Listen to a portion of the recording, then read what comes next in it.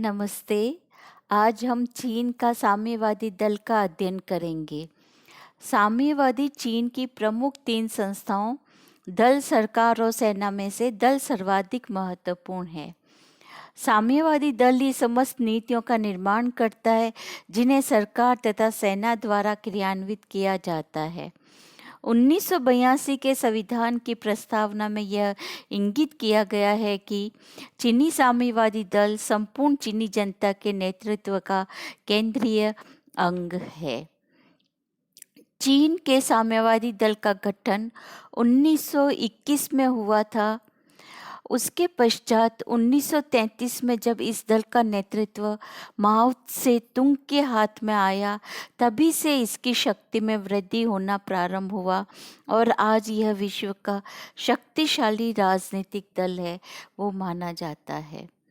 साम्यवादी दल प्रशासकीय नीति से संबंधित सभी महत्वपूर्ण प्रश्न, चाहे वे आंतरिक प्रशासन से संबंधित हो चाहे वैदेशिक संबंधों से, पहले दल के उच्चतम अंगों में निश्चित किए जाते हैं और बाद में वे राज्य के अंगों द्वारा घोषित किए जाने व क्रियान्वित किए जाते हैं। न केवल सामान्य प्रशासन वरन न्यायपालिका और सेना पर भी साम्यवादी दल का पूर्ण नियंत्रण रहता है। अब हम देखेंगे साम्यवादी दल की विशेषताएं। साम्यवादी दल की विशेषताएं वो इस प्रकार है। पहला, संविधान में उल्लेख। चीन के संविधान में साम्यवादी दल का स्पष्ट उल्लेख है।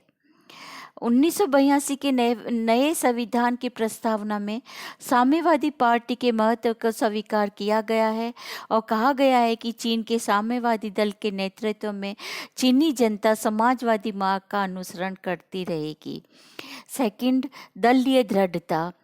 साम्यवादी दल ठोस एवं केंद्रीकृत संस्था है। यह दल गुटबंदी, दलबंदी, स्वतंत्र मंच और मत विभिन्नता को सहन नहीं करता। प्रत्येक सदस्य को दलीय अनुशासन का पालन करना अनिवार्य है। सदस्यता के कठोर नियम। साम्यवादी दल की सदस्यता के कठोर नियम है। इसकी सदस्यता सीमित है। साम्यवादी दल के सदस्य केवल वे ही व्यक्ति बन सकते हैं जो साम्यवादी सिद्धांतों का अच्छा ज्ञान रखते हैं, उनमें आस्था रखते हैं और उनके अनुसार काम करने को उत्सुक है। नेक्स्ट, निश्चित उद्देश्य। साम्यवादी दल के निश्चित उद्देश्य है। यह मार्क्स, लेनिन एवं माओ के सिद्धांतों पर आधारित है। इसका उद्देश्य वर्ग विहीन कम्युनिस्ट समाज निर्मित करना है। नेक्स्ट, सत्ता का सर्वोच्च केंद्र।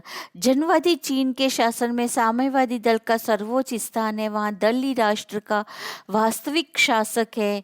शासन की अन्य समस्त संस्थाएं इसके अधीन है तथा अपनी नीतियों से नागरिकों को नियंत्रित करते हुए उन्हें राज्य के प्रति निष्ठावान बनाता है। दूसरे शब्दों में, राज्य के प्रति निष्ठा यानी कि दल के प्रति निष्ठा व्यक्त करना है। नेक्स्ट, लोकतंत्रात्मक विकेंद्रीकरण। चीन का साम्यवादी दल पूर्ण केंद्रीकृत और कठोर अनुशासन युक्त और एकाधिकारपूर्ण संगठन है जो लोकतंत्रात्मक केंद्रीकरण के सिद्धांत के अनुसार कार्य करता है। इसके अंतर्गत दल के सभी पदाधिकारियों का निर्वाचन होता है और प्रत्येक स्तर पर नीति निर्धारण में सदस्यों को भाग लेने और अपना मत प्रकट करने का अधिकार है। कम से कम जब तक कि कोई निर्णय न लिया जाए, इसके अतिरिक्त प्रत्येक सदस्य को दलीय नीति की आलोचना करने का भी अधिकार है।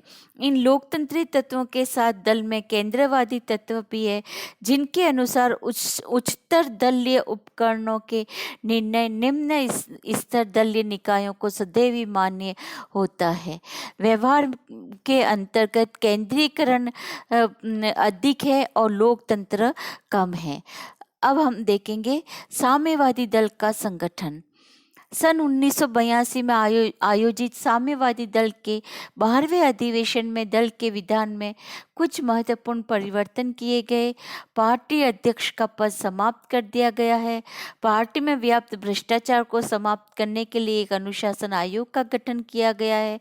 साथ ही एक केंद्रीय सलाहकार आयोग की भी स्थापना की गई है। चीन में साम्यवादी दल का संगठन पिरामिड के आधार का है। इस पिरामिड का आधार सेल है और शीर्ष पर पॉलिट ब्यूरो है। इसमें पहले हम देखेंगे प्रारंभिक संगठन यानी कि सेल। दल के संगठन में प्रारंभिक स्तर पर सेल है जो 20 सदस्यों की प्राथमिक इकाई होता है। यह इकाइयां कृषि फार्म, कारखानों या सेना में हो सकती है। इसके ऊपर ग्रामीण या शहरी कांग्रेस होती है जो काउंटीज के सदस्यों का निर्वाचन करती है। काउंटीज प्रादेशिक कांग्रेस को और ये कांग्रेस राष्ट्रीय कांग्रेस को चुनती है। राष्ट्रीय दल कांग्रेस के सदस्यों की संख्या 1000 है। संविधान के अनुसार राष्ट्रीय कांग्रेस के कार्य और उसकी शक्तियां सर्वोच्च सत्ताधारी अंग जैसी है। सेकंड, केंद्रीय समिति। राष्ट्रीय दल कांग्रेस का एक बड़ा निकाय है और आवश्यकता होने पर शीघ्रता के साथ उसकी बैठक आमंत्रित नहीं की जा सकती। अतः राष्ट्रीय कांग्रेस की एक केंद्रीय समिति की स्थापना की गई है जिसका निर्वाचन राष्ट्रीय दल कांग्रेस करती है। यह अपेक्षाकृत छोटा निकाय है जिसके सदस्यों की संख्या वर्तमान समय में 356 है। केंद्रीय समिति का गठन पॉलिट ब्यूरो, स्थायी समिति के 9 सदस्यों, पॉलिट ब्यूरो के 24 सदस्यों, दल के महासचिव तथा केंद्रीय सैनिक आयोग के सदस्यों से मिलकर किया जाता है। दल के संविधान के अनुच्छेद 1 में कहा गया है कि जब राष्ट्रीय दल कांग्रेस का अधिवेशन न हो रहा हो तो यह समिति दल का संचालन करेगी। केंद्रीय समिति केंद्रीय राजनीति ब्यूरो, सचिवालय एवं दल नियंत्रण आयोग का निर्वाचन करती है। Third, पॉलिट bureau.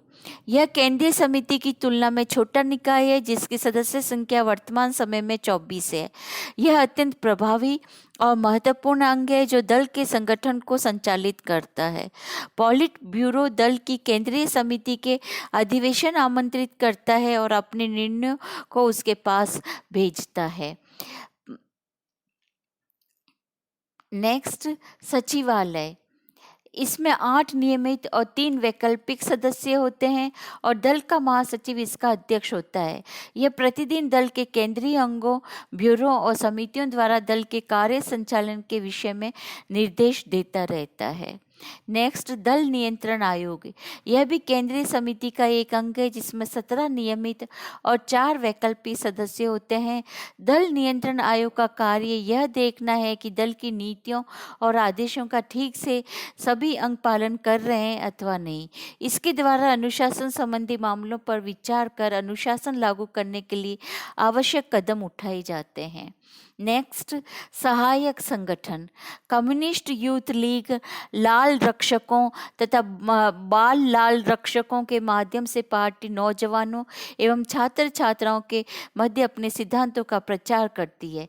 संयुक्त मोर्चे के माध्यम से दल किसानों, महिलाओं तथा समाज के अन्य वर्गों को साथ लेकर आगे बढ़ने की नीति में विश्वास रखता है। अब हम देखेंगे साम्यवादी दल की सदस्यता। पॉइंट फर्स्ट, भर्ती। दल की इकाइयों का एक मुख्य कार्य नए सदस्यों की भर्ती करना होता है।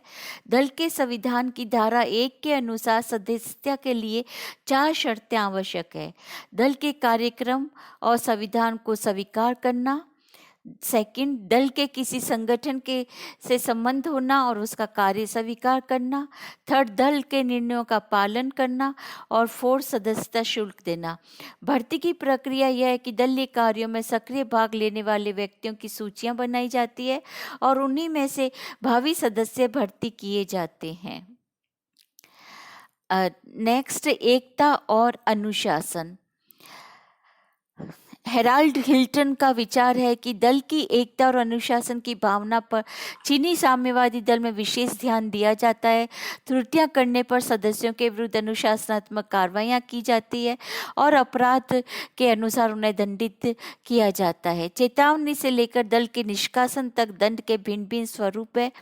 गंभीर अपराध के लिए दल जन न्यायालय की सहायता से सदस्यों को दंडित करता है। नेक्स्ट है प्रशिक्षण।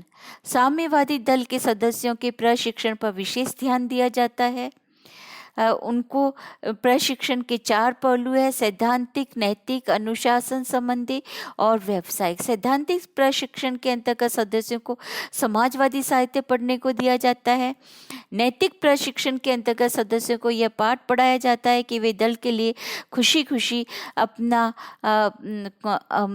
जीवन व सर्वस्व बलिदान कर दे। सदस्यों में अनुशासन भावना भी विकसित करने की कोशिश की जाती है।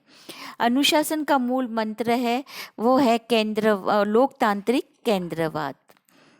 अब हम देखेंगे चीनी जनवादी गणराज्य में साम्यवादी दल की भूमिका। चीनी जनवादी गणराज्य की जनवादी समाजवादी राज व्यवस्था में साम्यवादी दल की भूमिका अत्यंत व्यापक एवं प्रभावशाली है। साम्यवादी दल चीन के संपूर्ण शासन तंत्र एवं सामाजिक जीवन के सभी पक्षों में निर्णायक भूमिका निभाता है। चीनी जनवादी गणराज्य में साम्यवादी दल की भूमिका के विभिन्न पक्षों को इस प्रकार प्रकट किया जाता है। फर्स्ट, जनता में निरंतर क्रांतिकारी भावनाएं बनाए रखना। अपने जन्म से आज तक चीनी साम्यवादी दल का एक प्रमुख लक्ष्य चीनी जनता में क्रांति की भावना को पैदा करना और उसे निरंतर बनाए रखना है।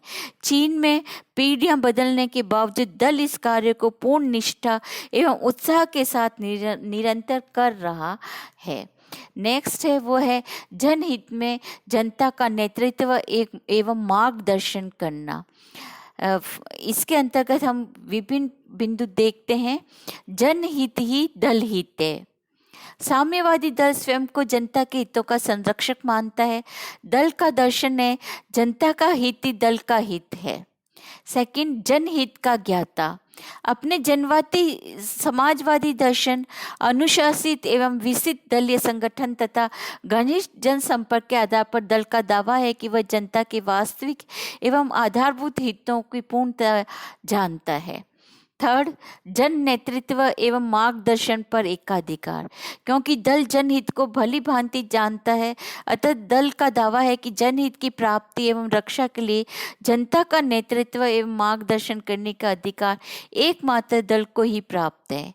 फोर्थ, जनहित हेतु प्रेरक। दल जनहित का संरक्षक है और जनता को जनहित की रक्षा एवं वृद्धि के लिए प्रेरित करता है। थर्ड रोल जो है या भूमिका है इसकी वह है जन संगठनों का नियंत्रण एवं नेतृत्व।